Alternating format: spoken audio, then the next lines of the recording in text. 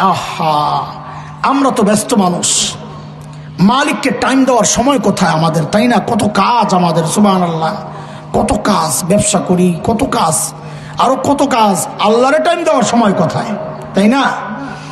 এরে জালিম, আমি আর তুমি ছাড়া দুনিয়ার সব মালিককে টাইম দেয়। ওই একটা গাছের দিকে তাকায় দেখো না, কি মনে হয় গাছটা বুঝে এমনি দাঁড়ায় আছে? না না না, ওই গাছটাও দাঁড়ায়া দাঁড়ায়া মালিকের তাসবিহ পড়ে। যেই কুকুরটাকে নিকৃষ্ট প্রাণী মনে করে তাড়ায়া দেই, ওই কুকুরটাও রুকুর হালতে মালিকের তাসবিহ পড়ে। যেই পোকামাকড় গুলোরে পায়ে দলে মেরে ফেলি, ওই পোকামাকড় গুলো সেজদার হালতে মালিকের তাসবিহ পড়ে। পড়ি না কেবল আমি আর তুমি, আমাদের হাতে সময় নাই। কসম আল্লাহর, সবাই একদিন আসবে, করার থাকবে না কিচ্ছু। সেদিন চিৎকার করে করে শুধু কানবার বলবো, ইয়া লাইতানি কদ্দামতু লিহায়াতি। আরে সময় মতো যদি একটু পুঁজি বানায় আসতাম, তো আজকে আর এই বিপদে পড়া লাগে না। এই একটু কথা বাহিরে যাই, আবার চলে আসবো, লাইনের থেকে একটু বাহিরে যাইতেছি, যেহেতু পুঁজির একটা কথা মাঝখানে চলে আসছে। এর যুবক ভাই আমার, বাবা, পর্দার আড়ালের মায়েরা, শুনেন, পুঁজি কিন্তু লাগবে। আল্লাহর সামনে থেকে পার হওয়ার জন্য পুঁজি কিন্তু লাগবে। কার কি পুঁজি আছে জানা নেই তো? আমার তো নাই রে ভাই, এই জন্য এইভাবে বলতেছি, পুঁজি কিন্তু লাগবে। গত বছরের একটা গল্প শোনাই আপনাদেরকে, আমার হৃদয়ে খুব টাচ করছে। আমি চাই এই বিষয়টা সকলের হৃদয় ছুঁয়ে যাক, এই জন্য ছোট্ট করে গল্পটা শোনাই। পুঁজির গল্প, পুঁজির। আমার মাদ্রাসার এক শিক্ষক একদিন আমার অফিসে আমার ডাক দিয়ে বলতেছে, ভাই আপনার একটা ভিডিও দেখায় আসেন। তো তার মোবাইলের মধ্যে একটা ভিডিও আমার দেখাইতেছে, কি কোন এক আরব দেশের টেলিভিশনের একটা প্রোগ্রাম, আরবি প্রোগ্রাম। একটা ছোট্ট বাচ্চার সাক্ষাৎকার নিচ্ছে একজন, প্রশ্ন করে, উত্তর দেয়। বাচ্চাটার বয়স বড় জোর 13-14 হবে, ছোট বাচ্চা। বাচ্চাটা অন্ধ। অন্ধ মানে কেমন অন্ধ জানেন? চোখগুলো ভেতরে দাবানো, গর্ত, আমরা আরবিতে বলি মাকফুফুল আইন, গর্তওয়ালা চোখ। উপস্থাপক বাচ্চাটাকে জিজ্ঞেস করতেছে, আচ্ছা তোমার যে এই চোখটা নাই, চোখগুলো নাই, তুমি কি আল্লাহর কাছে দোয়া করো এটা, যে আল্লাহ আমাকে নিয়ামত ফেরত দাও? এই দোয়া করো আল্লাহর কাছে, চাও, ফেরত চাও? বাচ্চাটা ভাবলে সিন জবাব দিয়া দিল যে না, আমি এই নিয়ামত ফেরত চাই না। আমি তো অবাক হয়ে গেছি, আরে বলি কি, সে চোখের মতো নিয়ামত ফেরত চায় না, বলে কি, অবোকা নাকি? তো ভাবলাম, আহারে এখনো তো ম্যাচুরিটি আসে নাই, ছোট বাচ্চা, বুঝে উঠতে পারে নাই এই চোখের নিয়ামত কত বড় নিয়ামত, তাই হয়তো এইভাবে বলতেছে। তা আমি তো ভিডিও দেখে অবাক হয়েছি, কিন্তু যিনি সামনাসামনি বসে প্রশ্ন করতেছেন তিনি তো আরো অনেক বেশি অবাক হওয়ার কথা, যেহেতু সামনাসামনি বসা। তো তিনি অনেক অবাক হয়েই জিজ্ঞেস করলেন, লিমাজা, আরে কেন তুমি এই নিয়ামত ফেরত চাও না, এটা কেমন কথা? আহা, বাচ্চাটার জবাবটা শুই না বুঝছি, বোকা তো না, বোকা তো দেখি আমি না। আল্লাহকে হাজির নাজির রেখে বলছি আপনাদেরকে, ওর জবাবটা শুই না আমি সাথে সাথে কান্না করে দিচ্ছি। আরে বললো কি সেইটা? ও বলে কি জানেন, ওকে যখন জিজ্ঞেস করা হলো তুমি কি নিয়ামত ফেরত চাও, বলে না, চাই না। বলে কেন চাও না? ও দেখেন কি পুঁজি বানাইছে, দেখেন ছোট্ট মানুষ। ও বলে কি, এই জন্য দুনিয়ায় চাই না, এটা আমি রাখছি পুঁজি, সময় মতো কাজে লাগাবো। বলে কোথায়?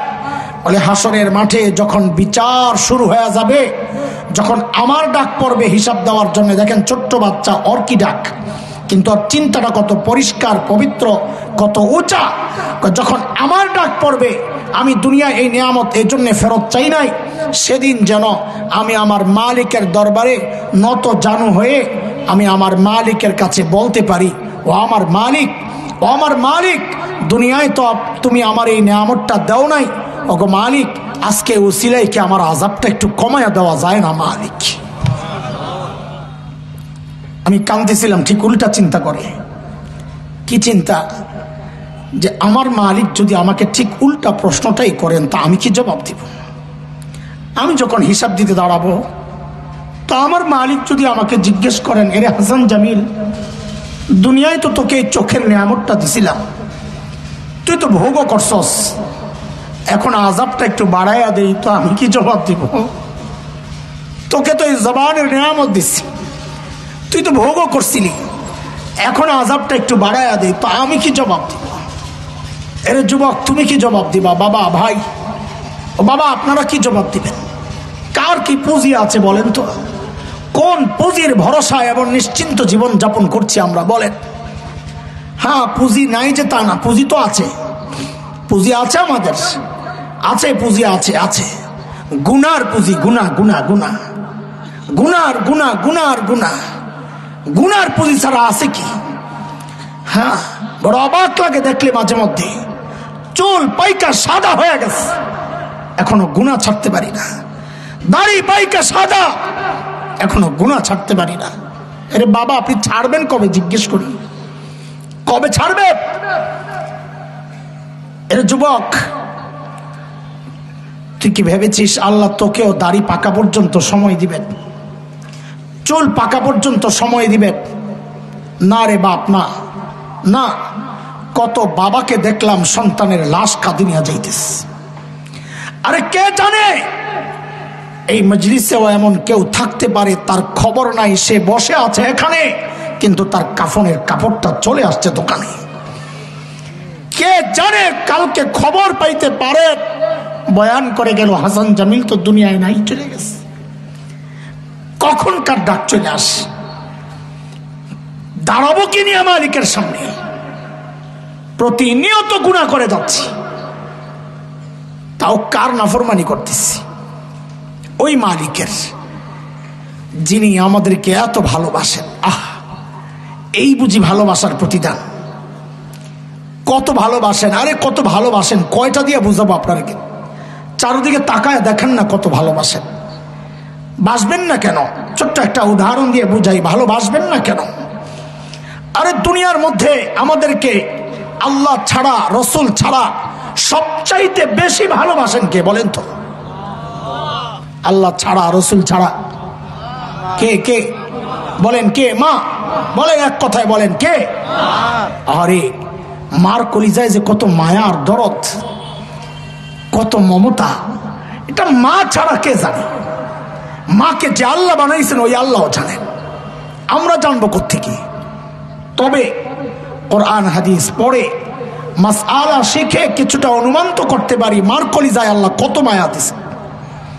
যেমন একটা মাসআলা তো এমন, আপনারা জেনে থাকবেন, কোন সন্তান যদি বাবা মার আগে মারা যায়, বাবা মা আছে, সন্তান মারা গেছে, তো মাসআলা কি? বাবা তো সন্তানের লাশের পেছনে পেছনে যেতে পারে, বাবা সন্তানের কবরেও নামতে পারে। বলে কেন? বাবার কলিজায় কি মায়া দরদ নাই, মমতা নাই? আছে। বাবাও চিৎকার করে করে কানবেন সন্তানকে দাফন করার সময়, কিন্তু বাবাকে আল্লাহ ওই শক্তিটুকু দিছেন, সন্তানকে দাফন করে বাবা উপরে ওঠার মতো ক্ষমতা রাখেন। কিন্তু কোনো মায়ের জন্য সন্তানের লাশের পেছনে যাওয়া চলবে না, কোনো মায়ের জন্য সন্তানের কবরে নামা চলবে না। কেন? দুনিয়ায় এমন কোনো মা নাই যে সন্তানকে দাফন করার জন্য কবরে নেমে সন্তানকে দাফন করে ওই পাগল নিয়ে আবার সুস্থ অবস্থায় উপরে উঠবেন, এমন কোনো মা দুনিয়ায় নাই। সন্তানকে দাফন করে নিজেও সন্তানের সাথে শুয়ে পড়বেন। এরে দোস্ত, একটু বুঝে শুনে আমাকে একটু জবাব দেন আপনারা। এই যে মার কলিজায় এত মায়া, কারণটা কি? মা আমার চোখ বানাইছেন সেই জন্যে, কান বানাইছেন সেই জন্যে, জবান বানাইছেন সেই জন্যে। আরে কথা বলেন, কিছু বানাইছেন এই জন্যে মা এত মায়া? তো কেন এত মায়া? কেন? কিচ্ছু বানান নাই। আরে মা আমার কি বানাইছেন একবারে বলে ফেলেন না, কথা বলেন। মা কি বানাইছেন? আমাদের শরীরের কি বানাইছেন মা? জোরে বলেন, মা কি বানাইছেন? কিছুই বানান নাই। অল্প কয়েকদিন ভাড়াটিয়ার মতো পেটে ধারণ করেছেন, হওয়ার পরে লালন করেছেন, তাতেই মার কলিজায় এত মায়া। কিচ্ছু বানান নাই, কিচ্ছু বানান নাই, তাতেই মার কলিজায় এত মায়া। তাইলে যে আল্লাহ আমার চোখ বানাইছেন ওই আল্লাহর কত মায়া, যে আল্লাহ আমার জবান বানাইছেন ওই আল্লাহর কত মায়া, যে আল্লাহ আমার হাত পাও বানাইছেন ওই আল্লাহর কত মায়া,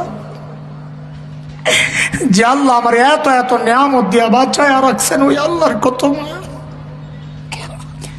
বলে কত মায়া, তুমি কি বুঝো না? আরে যুবক, তুই কি বুঝিস না কত মায়া? আরে আমি আর তুমি যখন দরজা জানলা আটকায়া গুনাহ করি, দরজা বন্ধ, জানলা বন্ধ, ভেতরে গুনাহ চলতেছে, আমার মালিকের কত মায়া, ওই গুনাহ অবস্থায় আমার মালিক দরজার নিচে দিয়া বাতাস আর অক্সিজেন পাঠায়া দেন যেন আমি মইরা না যাই। ওই মালিকের নাফরমানি চলতেছে প্রতিনিয়ত। এরে আমার ভাই সন্তানেরা, যুবকরা, এই গুনাহগারের কথাগুলো যদি তোদের হৃদয়ে টাচ না করে, তা আমি বলি কি এর চেয়ে ভালো করে বোঝানোর ক্ষমতা আমার নাই রে বাপ। আমি বলি কি তোরা আমার সামনে আয়, আয় তোরা আমার সামনে আয়, তোদের পাওগুলা দে, পাওগুলা বিছায়া দে, আমি ওই পাওগুলার জড়ায় ধরে বসে বসে কান্না করি, তাও তোরা গুনাহ ছাড়া দে, গুনাহ ছাড়া দে বাবা, গুনাহ ছাড়া দে, গুনাহ ছাড়া দে মা, গুনাহ ছাড়া দে। আর কত বলেন না, হয়েছে তো, এবার থামেন না, কম হয় নাই তো, গুনাহ করতে করতে দাড়িগুলো তো সাদা করে ফেলছেন, এবার একটু থামেন। গুনাহ করতে করতে চুলগুলো তো সাদা করে ফেলছেন, এবার একটু থামেন না।